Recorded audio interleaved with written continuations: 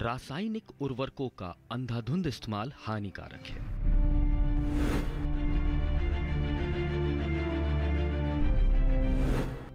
क्या है सही तरीका?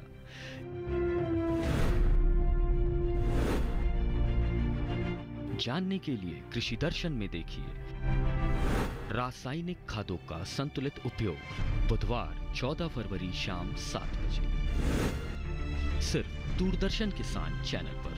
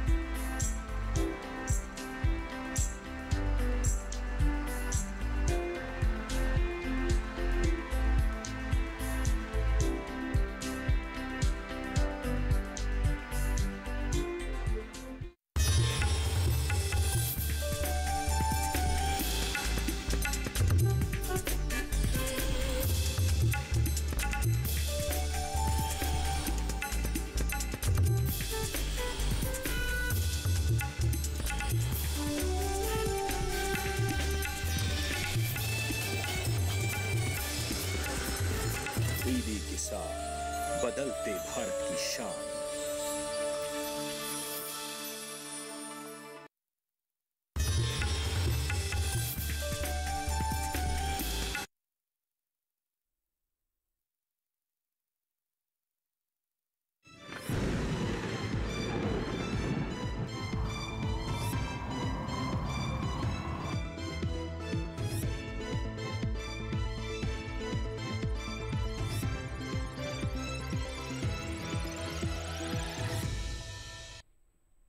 नमस्कार, स्वागत है आपका हमारे खास कार्यक्रम मौसम खबर में। मैं हूं आपके साथ दीपशिखा। अपने इस कार्यक्रम में हम आपको देंगे मौसम से जुड़ी तमाम जानकारी। फिलहाल रुख करते हैं 5 बड़ी खबरों का। तो सबसे पहले पहली खबर को लेकर जानकारी आपको दे देते हैं, जो कि आ रही है पंजाब से। पंजाब में छुटपुट इलाकों में हल्के कोहरे का अनुमान मौसम विभाग की तरफ से जताया गया है। वहीं हरियाणा में कहीं कहीं हल्के कोहरे की संभावना मौसम विभाग की तरफ से बताई गई है। इसके साथ ही बिहार में बिजली की चमक के साथ तेज हवाएं चलेंगी। साथ ही चौथी खबर पर भी नजर डाल लेते हैं, जो कि झारखंड से आ रही है। यहाँ पर बिजली की चमक के साथ तेज हवाओं के चलने के आसार बने हुए हैं। वहीं 5वीं बड़ी खबर ओडिशा से है, जहां गिने चुने इलाकों में घना कोहरा छाया रहेगा। चलिए अब आगे बढ़ते हैं, सर्द अपडेट जान लेते हैं। यानी कि सर्दी को लेकर कहां पर किस तरीके की स्थिति बनी हुई है और कहां पर सबसे ज्यादा अलर्ट रहने की जरूरत है, वो सब तमाम जानकारी हम आपको अपने इस सेगमेंट में देंगे। तो जैसे कि आप हमारे पीछे ये नक्शा देख पा रहे हैं कि कहां कहां पर नजर बनाकर रखने की जरूरत है। सबसे पहले आपको बता देते हैं कि पूर्वोत्तर के कुछ हिस्से बिहार, झारखंड, गांगे पश्चिम बंगाल और उड़ीसा समेत उप हिमालय पश्चिम बंगाल और सिक्किम में जो है तेज हवाओं के साथ ठंड पड़ती हुई नजर आ रही है। हालांकि जब आप ओडिशा की तरफ रुख करेंगे तो यहाँ पर ज्यादा ठंड पड़ेगी। मौसम पूर्वानुमान जान लेते हैं कि आने वाले 2 दिन में कैसा मौसम का हाल रहेगा, किस तरीके की स्थिति कहाँ पर रह सकती है, वो सब हम जानकारी आपको इस नक्शे के जरिए देंगे। पश्चिमी उत्तर प्रदेश, पूर्वी उत्तर प्रदेश में कहीं कहीं बारिश का अनुमान मौसम विभाग की तरफ से जताया गया है। हालांकि जो बाकी कुछ हिस्से हैं यहाँ पर अभी फिलहाल बरसात नहीं है, चाहे वो हरियाणा हो, पंजाब हो, श्रीनगर, जम्मू कश्मीर या फिर गिलगित लेह लद्दाख हो। तो ये तो हमने बात करी उत्तर भारत के कुछ हिस्सों की।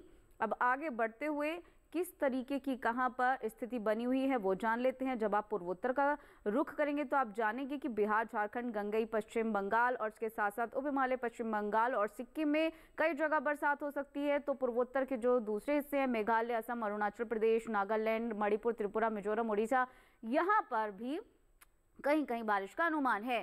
साथ ही जब आप दक्षिण का रुख करते हैं तो आप देखेंगे कि तमिलनाडु, पुडुचेरी और अंडमान निकोबार में भी कहीं कहीं बारिश हो सकती है।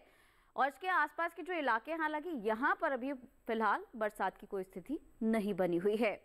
तो मौसम को लेकर पूर्वानुमान हम आपको बता रहे हैं। जब आप मध्य भारत और पूर्वोत्तर का रुख करते हैं, पश्चिम भारत का रुख करते हैं, तो आप देखेंगे कि पूर्वी मध्य प्रदेश और छत्तीसगढ़ में कहीं कहीं बारिश हो सकती है। हालांकि जो बाकी के हिस्से हैं पश्चिम भारत के और मध्य भारत के, वहां पर फिलहाल अभी बरसात की कोई उम्मीद नजर नहीं आ रही है। अब आगे बढ़ते हुए मौसम की चाल भी आपको बता देते हैं कि पिछले 24 घंटे में मौसम का हाल कैसा रहा है। तो आप हमारे पीछे नक्शे में देख पा सकते हैं कि जो दक्षिणी उत्तर प्रदेश है या ये पश्चिमी उत्तर प्रदेश है, पूर्वी उत्तर प्रदेश है, हिमाचल प्रदेश है, यहाँ पर जोरदार बारिश हुई है। हालांकि इसके आसपास जो पंजाब, चंडीगढ़, हरियाणा, दिल्ली, पूर्वी राजस्थान है, यहाँ पर काफ़ी ज़्यादा कोहरा रहा है, ठंड पड़ी है। तो पिछले 24 घंटे में कैसा रहा मौसम का हाल वो हम आपको बता रहे हैं। अब आगे बढ़ते हुए पूर्वोत्तर का रुख भी कर लेते हैं। बिहार, झारखंड, गांगे पश्चिम बंगाल समेत ओडिशा, उप हिमालय, पश्चिम बंगाल और सिक्किम समेत अरुणाचल प्रदेश में पिछले 24 घंटे में बारिश हुई है। तो ये हम आपको बता रहे हैं कि पिछले 24 घंटे में मौसम की चाल कैसी रही है और कैसा जो स्थिति है वो देखने को मिली है। जब आप दक्षिण का रुख करेंगे तो आप देखेंगे अंडमान निकोबार में बारिश हुई है। मध्य भारत का रुख करेंगे तो पश्चिम मध्य प्रदेश, पूर्वी मध्य प्रदेश, छत्तीसगढ़ में भी पिछले 24 घंटे के दौरान जोरदार बारिश हुई है। तो ये तो बात रही मौसम की चाल की। ये तमाम जानकारी हमने अभी आपको दी कि पिछले 24 घंटे में कैसा रहेगा मौसम का हाल। मौसम को लेकर और भी जानकारी साझा की और भी दूसरी जानकारी आपके साथ साझा करेंगे, लेकिन उससे पहले लेंगे एक छोटा सा ब्रेक।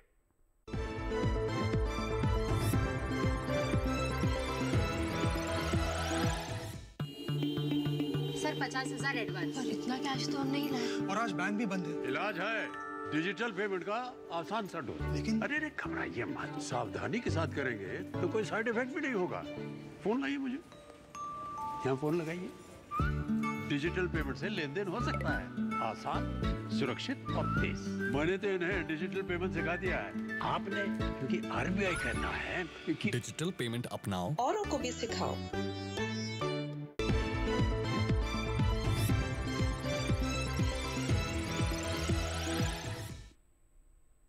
के बाद एक बार फिर से स्वागत है आपका हमारे खास कार्यक्रम मौसम खबर में। चलिए कार्यक्रम को आगे बढ़ाते हैं, अपने अगले सेगमेंट का रुख कर लेते हैं। इस सेगमेंट में हम आपको तापमान से जुड़ी जानकारी देंगे कि कहां पर कितना मिनिमम मैक्सिमम टेम्परेचर रहा, यानी कि जान लेते हैं तापमान का हाल। और इसकी शुरुआत करते हैं हम न्यूनतम तापमान से।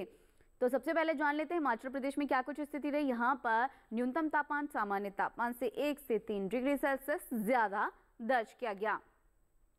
तो हिमाचल प्रदेश के बाद अब आगे बढ़ते हैं और जान लेते हैं, बात कर लेते हैं पूर्वी उत्तर प्रदेश की। यहाँ पर न्यूनतम तापमान सामान्य तापमान से 3 से 5 डिग्री सेल्सियस ज़्यादा दर्ज किया गया। और इसके अलावा यहाँ आपको बताएं झारखंड, ओडिशा में न्यूनतम तापमान सामान्य तापमान से 3 से 5 डिग्री सेल्सियस ज़्यादा दर्ज किया गया। आगे बढ़ते हुए जान लेते हैं अन्य जगह की क्या स्थिति रही। अंडमान और निकोबार में क्या स्थिति रही। यहाँ पर न्यूनतम तापमान सामान्य तापमान से 3 से 5 डिग्री सेल्सियस ज्यादा दर्ज किया गया।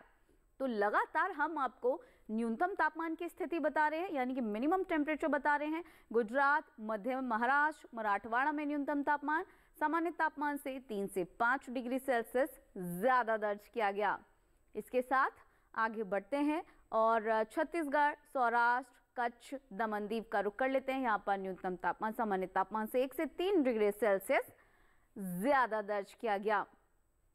तो न्यूनतम तापमान की स्थिति हम आपको बता रहे हैं। पूर्वी मध्य प्रदेश में न्यूनतम तापमान 5 डिग्री सेल्सियस सामान्य तापमान से ज्यादा दर्ज किया गया। अब आगे बढ़ते हैं और जान लेते हैं सबसे कम न्यूनतम तापमान कहां रहा।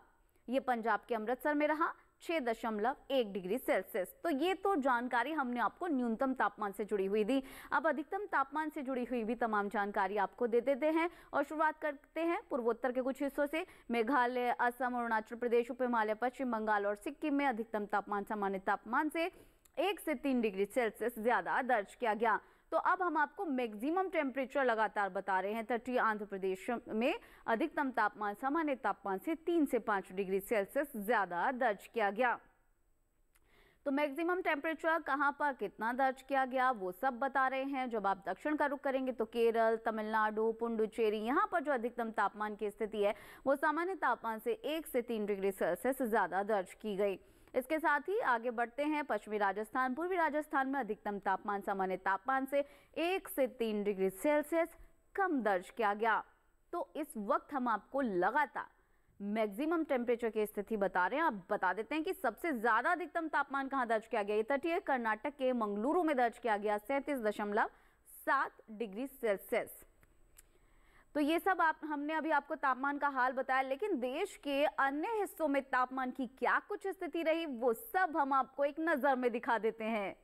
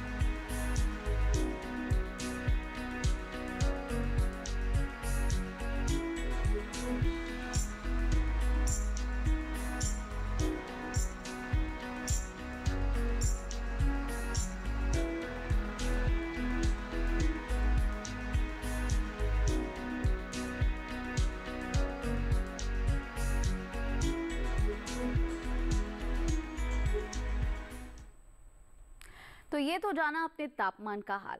और भी जानकारी आपके साथ साझा करेंगे, लेकिन उससे पहले लेंगे एक छोटा सा ब्रेक।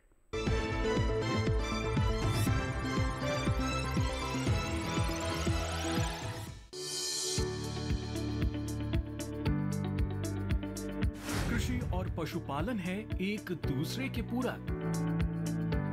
घर आंगन से लेकर व्यावसायिक फार्म तक, मुर्गी पालन से लेकर रेगिस्तान के जहाज तक। बीमारियों से अब पशुपालक ना हो परेशान। विशेषज्ञ करेंगे आपकी समस्या का समाधान। जुड़िए हमसे, पूछिए अपने सवाल। ईमेल के जरिए भी आप हमारे साथ जुड़ सकते हैं। हमारी ईमेल आईडी है ddkisanapc@gmail.com। हमारे टोल फ्री नंबर हैं 1800-113060 और 1800-113061। देखिए अपना पशु चिकित्सक हर रविवार शाम 6:30 बजे दूरदर्शन किसान चैनल पर।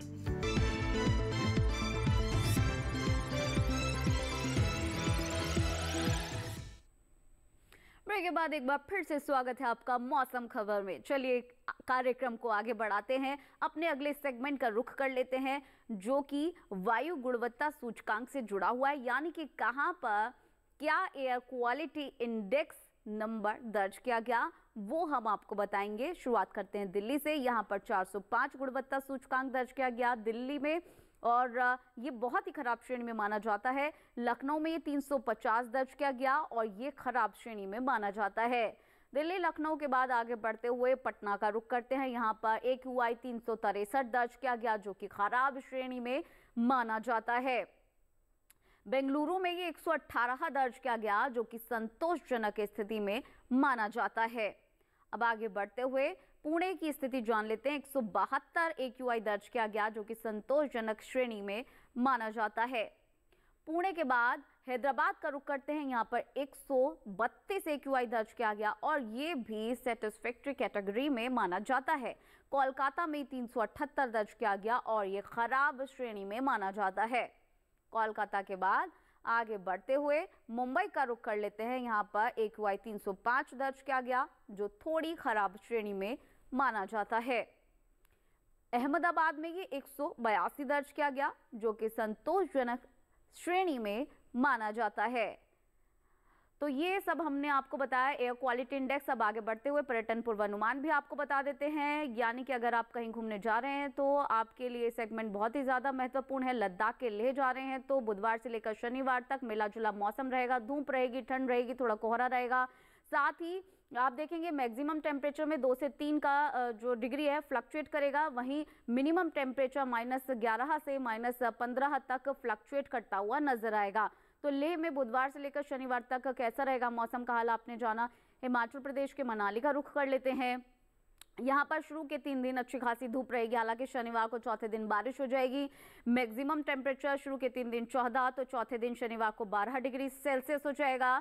वहीं मिनिमम टेम्परेचर में आप देखेंगे कि 0 से लेकर 2 डिग्री सेल्सियस तक जो मिनिमम टेम्परेचर है वो फ्लक्चुएट कर सकता है।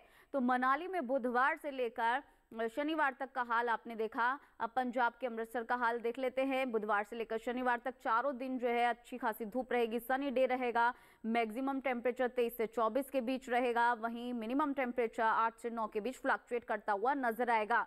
तो अमृतसर में बुधवार से लेकर शनिवार तक पर्यटन की दृष्टि से मौसम पूर्वानुमान हमने अभी आपको बताया। अब आगे बढ़ते हैं, अमृतसर के बाद रुख कर लेते हैं यहाँ दिल्ली का। तो राजधानी दिल्ली में कैसा रहेगा मौसम ये बता देते हैं। बुधवार से लेकर शनिवार तक थोड़ा कोहरा रहेगा। मैक्सिमम टेम्परेचर 23 से 24 रहेगा, मिनिमम टेम्परेचर 8 से 7 तक यानी कि 7 से 8 तक फ्लक्चुएट करता हुआ नजर आएगा। तो दिल्ली में पहले दिन 23 डिग्री सेल्सियस मैक्सिमम टेम्परेचर रहेगा, बाकी के 3 दिन 24 डिग्री सेल्सियस रहेगा मैक्सिमम टेम्परेचर। तो दिल्ली में बुधवार से लेकर शनिवार तक का हाल आपने जान लिया। मणिपुर के इम्फॉल का रुख कर लेते हैं। शुरू के 2 दिन थोड़ा कोहरा रहेगा, ठंड रहेगी और बाकी के 2 दिन बारिश होगी। मैक्सिमम टेम्परेचर पहले दिन 26 डिग्री सेल्सियस रहेगा तो बाकी के 3 दिन 25 डिग्री सेल्सियस रहेगा। मिनिमम टेम्परेचर पहले दिन 8 रहेगा तो बाकी के 3 दिन 7 डिग्री सेल्सियस तक ये फ्लक्चुएट कर सकता है। तो इम्फॉल में बुधवार से लेकर शनिवार तक पर्यटन की दृष्टि से मौसम पूर्वानुमान हमने अभी आपको बताया। तमिलनाडु के ऊटी का रुख कर लेते हैं। पहला दिन फॉग वाला रहेगा, बाकी के 3 दिन मिला जुला मौसम रहेगा, धूप भी रहेगी, ठंड भी रहेगी, थोड़ा कोहरा रहेगा। मैक्सिमम टेम्परेचर पहले दिन 23 रहेगा, बाकी के 3 दिन 24 डिग्री सेल्सियस रहेगा और जो मिनिमम टेम्परेचर है, न्यूनतम तापमान है, वो चारों दिन एक समान 10 डिग्री सेल्सियस रह सकता है। तो ऊटी में कैसा रहेगा आने वाले 4 दिन में मौसम का हाल वो हमने अभी आपको बताया। केरल के कन्नूर का रुख कर लेते हैं। चारों दिन यहाँ पर अच्छी खासी धूप रहेगी, चटक धूप रहेगी और जो मैक्सिमम टेम्परेचर है चारों दिन एक समान 35 डिग्री सेल्सियस रहेगा और जो न्यूनतम तापमान है चारों ही दिन कन्नूर में 24 डिग्री सेल्सियस रह सकता है। तो पर्यटन की दृष्टि से कन्नूर में कैसा रहेगा मौसम का हाल वो भी आपने जान लिया। आगे बढ़ते हुए महाराष्ट्र के मुंबई का रुख कर लेते हैं। शुरू के 2 दिन फॉग वाले, बाकी के 2 दिन सनी डे रहेंगे। मैक्सिमम टेम्परेचर 33 से 35 के बीच फ्लक्चुएट करेगा। मिनिमम टेम्परेचर पहले दिन यानी बुधवार को 19 डिग्री सेल्सियस रहेगा, बाकी के 3 दिन गुरुवार से लेकर शनिवार तक 20 डिग्री सेल्सियस रह सकता है। महाराष्ट्र के मुंबई में पर्यटन की दृष्टि से कैसा रहेगा मौसम का हाल वो आपने जाना। गुजरात के पोरबंदर का रुख कर लेते हैं। चारों दिन यहाँ पर सनी डे रहेगा, बुधवार से लेकर शनिवार तक। मैक्सिमम टेम्परेचर 30 से 33 के बीच फ्लक्चुएट करेगा। मिनिमम टेम्परेचर 18 से 20 के बीच फ्लक्चुएट करता हुआ नजर आएगा। तो पोरबंदर में चारों दिन पर्यटन की दृष्टि से मौसम पूर्वानुमान आपने जाना। अब आगे बढ़ते हैं, अपने अगले सेगमेंट का रुख करते हैं जो कि है खेती किसानी। क्योंकि जो सीज़न चल रहा है ऐसे में अपनी फसलों की देखभाल करना बहुत ज़्यादा ज़रूरी है, जिसके लिए एक्सपर्ट्स की राय भी बहुत ज़्यादा ज़रूरी है। लेकिन ऐसे में जो आंध्र प्रदेश के किसान हैं, जो केरल के किसान हैं, उनको अपनी फसलों की देखभाल कैसे करनी चाहिए, किन बातों का खास ख्याल रखना चाहिए, क्या करना चाहिए, क्या नहीं करना चाहिए, वो सब आपको एक रिपोर्ट के जरिए दिखा देते हैं। आंध्र प्रदेश में धान की रुपाई करें। धान के खेत में निराई कर लें। धान के खेत से खरपतवार निकालें। इस समय धान में कीट लगने की संभावना हो सकती है। ऐसे में धान में कीटों से बचाव के लिए कृषि विशेषज्ञों की सलाह से कीटनाशक छिड़कें। इसके अलावा अरहर की कटाई कर सकते हैं। साथ ही तिल की बुवाई करते रहें। किसान मक्के की बुवाई करें। यहाँ गन्ने की रुपाई करने का समय सही है। आंध्र प्रदेश में बैगन की तुड़ाई कर लें। इसके साथ ही मूंगफली की बुवाई कर लें। वहीं के किसान लाल मिर्च में कीटों से बचाव के लिए कृषि विशेषज्ञों की सलाह से कीटनाशक का छिड़काव करते रहें। केरल में धान की रुपाई के लिए खेत तैयार कर लें। किसान धान के खेत में सिंचाई कर सकते हैं। धान के खेत में जरूरी उर्वरक का इस्तेमाल कर लें। साथ ही नारियल के खेत में सिंचाई करते रहें। इस समय नारियल में कीट लगने की आशंका बनी हुई है। ऐसे में नारियल में कीटों से बचाव के लिए कृषि विशेषज्ञों की सलाह से कीटनाशक का छिड़काव कर सकते हैं। यहाँ केले के बागों में सिंचाई करें। केले की रुपाई कर लें। अभी काली मिर्च की तुड़ाई कर सकते हैं। इसके अलावा रबड़ के खेत से घास फूस निकालें। रबड़ के खेत में ही जरूरी उर्वरक का प्रयोग कर सकते हैं। केरल में सुपारी के खेत में सिंचाई कर लें।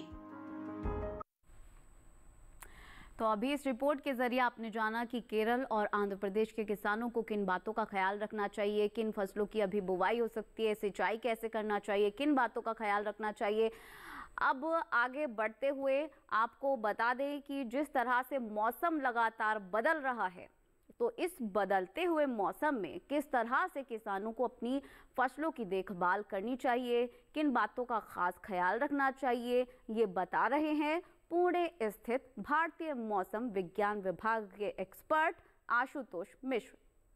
पंजाब में शिमला मिर्च, बैगन और टमाटर के पौधों का प्रतिरोपण कर सकते हैं। गन्ने की रुपाई प्रारंभ करने के लिए भी समय अनुकूल बना हुआ है। हरियाणा के पूर्वी क्षेत्र में सूरजमुखी की बुआई का कार्य कर सकते हैं। हिमाचल प्रदेश में लहसुन, मूली और मटर में निराई तथा गुड़ाई का कार्य किया जा सकता है। अदरक, हल्दी, जिमीकंद और पत्तेदार सब्जियों में मल्चिंग भी कर सकते हैं। जम्मू और कश्मीर में मिट्टी में पर्याप्त नमी उपलब्ध होने पर प्याज, लहसुन, मसूर और मटर में निराई तथा गुड़ाई का कार्य किया जा सकता है। टमाटर, बैगन और मिर्च की नर्सरी तैयार करने के लिए भी समय अनुकूल बना हुआ है। राजस्थान में रस चूसक थ्रिप्स से बचाव हेतु लहसुन और प्याज की निगरानी करते रहें। छत्तीसगढ़ में केले और पपीते की पौध की सिंचाई नियमित अंतराल पर करते रहें। महाराष्ट्र में रबी फसलों जैसे कि गेहूं, चना, सूरजमुखी आदि में आवश्यकता अनुसार सिंचाई प्रदान कर सकते हैं। उत्तर मध्य महाराष्ट्र में मौसम साफ रहेगा, अतः परिपक्व ज्वार एवं अरहर की कटाई का कार्य जारी रखा जा सकता है। मराठवाड़ा में गेहूं और सब्जियों में सिंचाई प्रदान कर सकते हैं। सुनिश्चित सिंचाई उपलब्ध होने पर विदर्भ क्षेत्र में ग्रीष्मकालीन मूंगफली, तिल तथा सूरजमुखी की बुआई यथाशीघ्र पूर्ण कर लें। उड़ीसा में धान एवं गन्ने की रुपाई तथा तिल और टमाटर की बुआई का कार्य जारी रख सकते हैं। असम में परिपक्व टमाटर और आलू की कटाई का कार्य किया जा सकता है। ग्रीष्मकालीन मूंग एवं उड़द की बुआई भी कर सकते हैं। तमिलनाडु में परिपक्व सांभा धान, दालों और बाजरा की कटाई का कार्य यथाशीघ्र पूर्ण कर लें। सिंचित मक्का की बुआई भी जारी रख सकते हैं।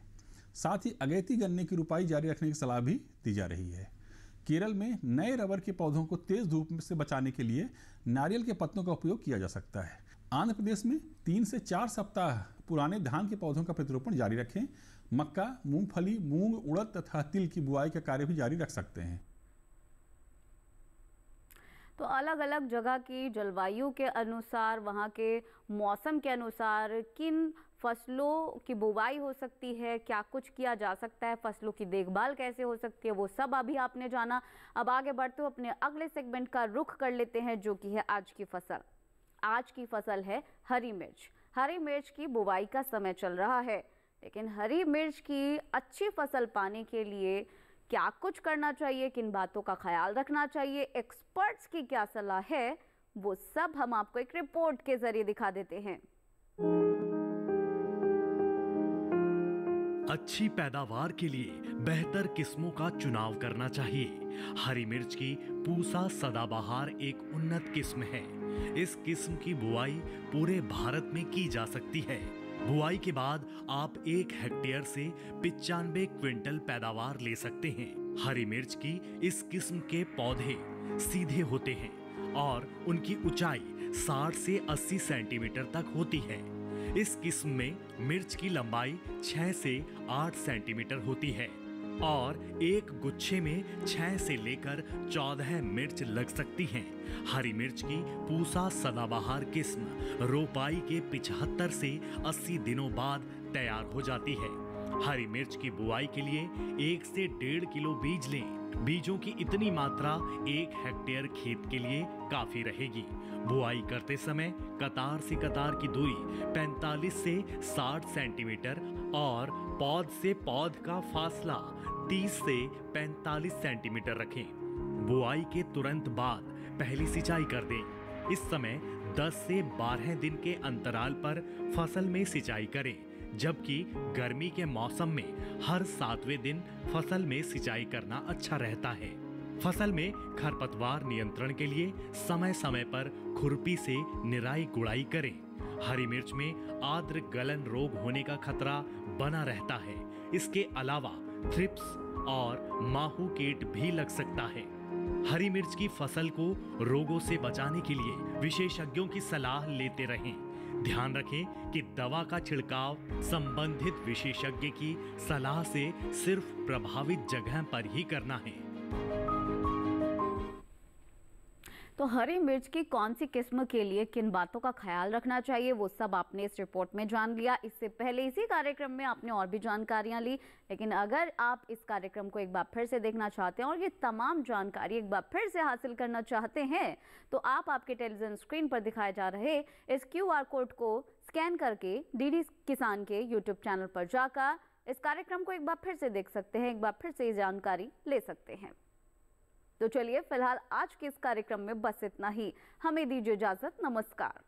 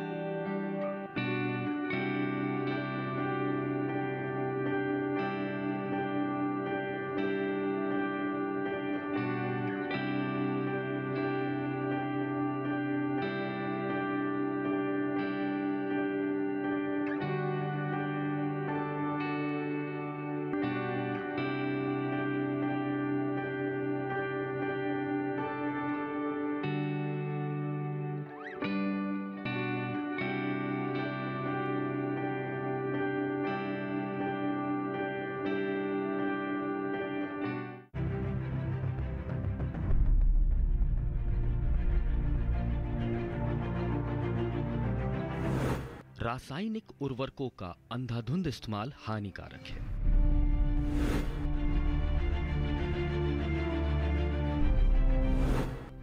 क्या है सही तरीका?